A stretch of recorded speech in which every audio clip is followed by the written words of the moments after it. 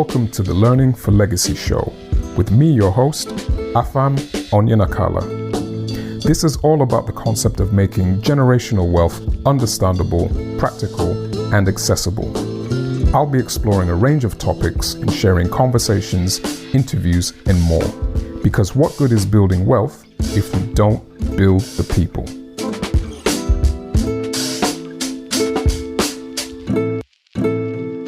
Welcome everyone to another edition of the show. I hope you're keeping well and safe.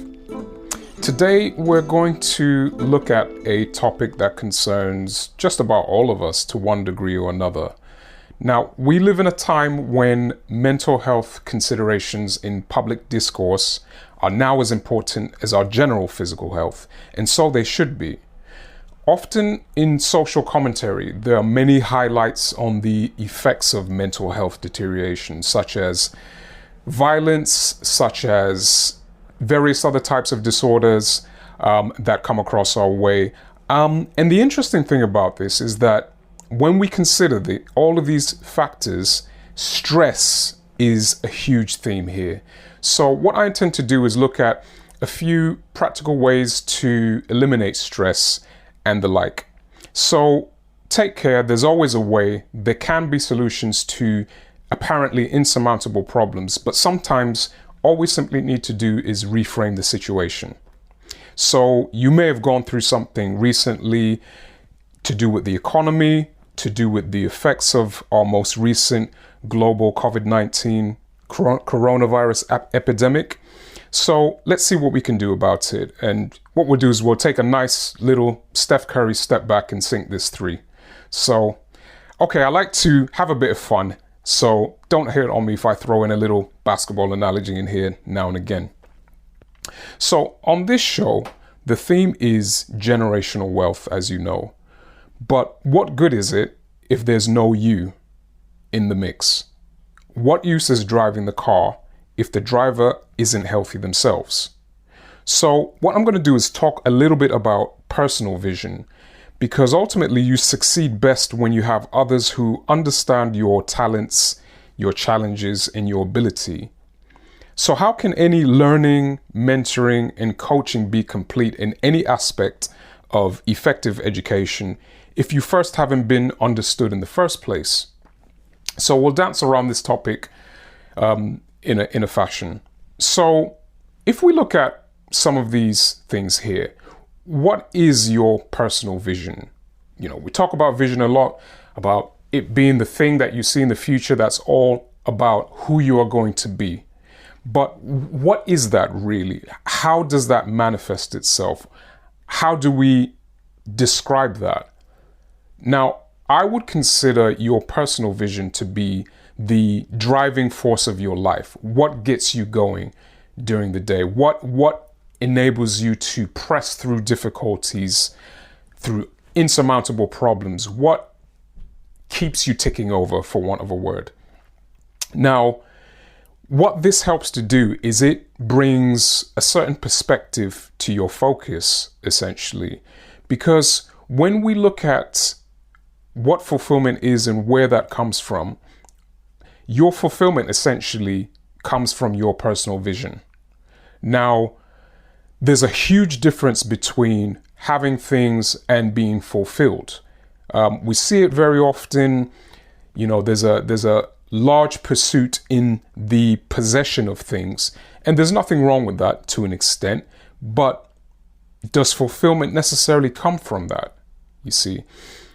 Now, in this case, fulfillment really is found in pursuit of your purpose as opposed to in pursuit of what's necessarily pleasurable. Now, in the late Sir Ken Robinson's great book called The Element, he talks about where the element sits in this equation. Now, the element is effectively the meeting point between your natural aptitude, i.e. your gifting, and your personal passion. And that intersection between the two is what we consider to be your element, you know, where you just really become great in whatever endeavor you do. Now, each of us has a natural aptitude in different areas. One person may be a gifted sportsman or woman. Another person may be particularly gifted with numbers, but sometimes that's not necessarily what you feel passionate about. And we can often find that in our professions. Sometimes you may be very good at a job, but your heart may not necessarily be in it because it's not a personal passion. So if we can find a place where you get that balance between the two, it's a really great way to get closer to that area of fulfillment. Now, on that issue of personal passion, what clues are there to you that can help you determine what is your personal passion? Now, you can look at it two ways. This could be a combination of two things: the things that you hate and the things that you love. Now, why did I look at these 2 points? Because the things that you hate can often give you a clue to what you are called to become a solution to. Now, what we can do now is have a look at a practical formula for fulfillment that can help to eliminate stress. So this formula is simply this: input plus output plus outlook equals outcomes. Again, input plus output plus outlook equals outcomes. And if we break that down more specifically, we could look at it this way: a quality input plus a consistent output plus a positive outlook will give you desired outcomes. Quality input plus consistent output plus a positive outlook will give you desired outcomes. Now, you can take a sheet of paper or a board, whatever you would like to use. And what I would recommend is draw 4 quadrants. So you've got a large square and you split this into 4 unique quadrants. And each of these quadrants will require a bit of effort. So if you've got input in one quadrant, output in another, outlook in the third, and finally outcomes in the fourth quadrant. Now, when we look at the correct sequence of how this would work, what we would naturally consider to be the correct path in this would be focus on your input first, your output second, your outlook third, and then finally your outcomes, right? And in that case, what we would have here is that your input, your quality input, is effectively the things that you are putting inside of yourself. Your output is effectively what do you need to be doing to get to where you need to go. So again, if we look at this again, input plus your output plus your outlook equals your outcomes. The reality is the correct sequence of looking at that is in fact desired outcomes as the first thing we look at. Now that is the final portion of the equation, but why would we consider that the first thing that we look at? Because number one, your desired outcome is effectively the last chapter of your story. Now this is the vision of what you want to be. What do you aim for here? And this effectively could be considered, a factor of self-esteem, really. This is where you can look at how does this fit into the strong sense of yourself, as it were. So we say this because if we look at any area of construction, before the foundation is laid within the earth, they already have a vision of what the structure would look like at the end. So in the same way, this is how we should also look at our personal vision. The first thing we focus on is that desired outcome. What do you want the last chapter of your story, of your endeavor to be? Where do you want to be? And then the second thing we would focus on is the outlook. Again, that's the positive outlook. So in this quadrant, this would be the second factor we focus on. And your positive outlook is your faith or your belief that the future is bright. This is effectively your expectation.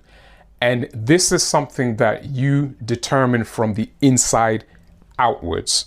Because as we know, life has many tests and trials, many things that can happen to throw us off. But your faith, your belief in the future, that it is bright, is what will help to push you through.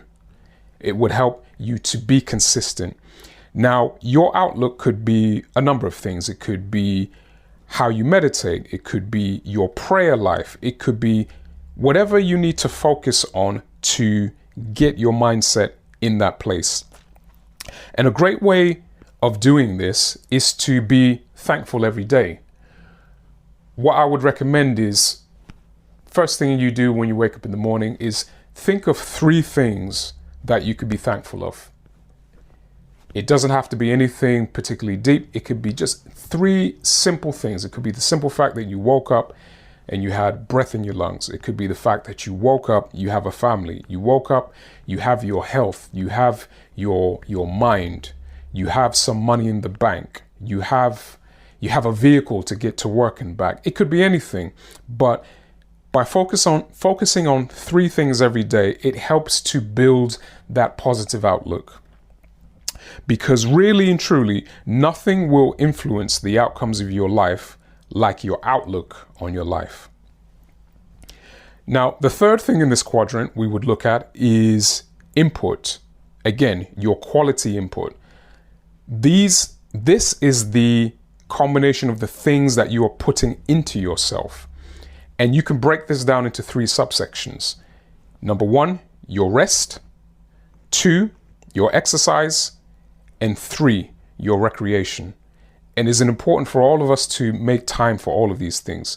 So your rest, that could be the rest for your physical body, for your mental state. So what you read, your exercise regime, whether you walk, you do sport, some form of physical rest is required. The second point is exercise. Again, that's similar to the rest, but exercise is more of a physical activity that you undertake. You can undertake on a regular basis, a few times a week, just to get the energy levels flowing in the body. And the third point here is recreation.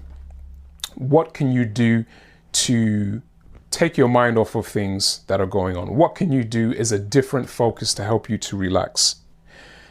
Now, the final part of this quadrant is output.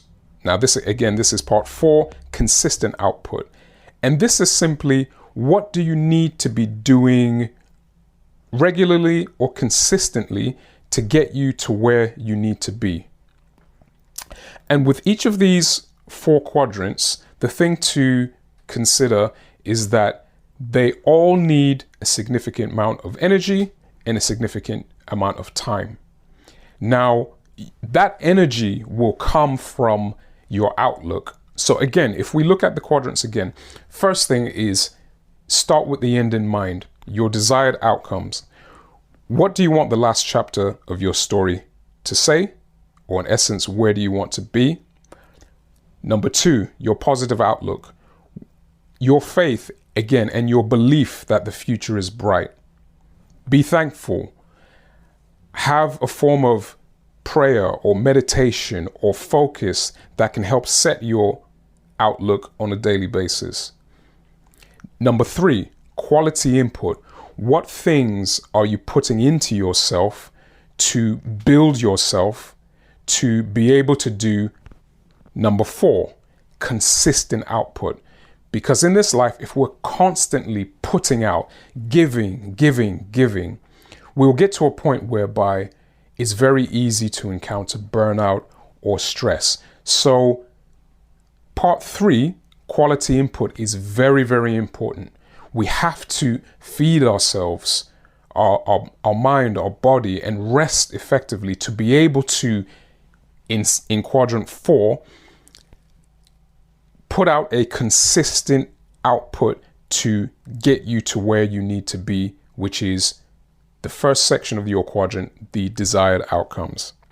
Because again, these things are very important in order for us to progress and go forward. Because on this theme of generational wealth, again, what good is it for us to pursue this arena, this area, if we are not taking care of ourselves first?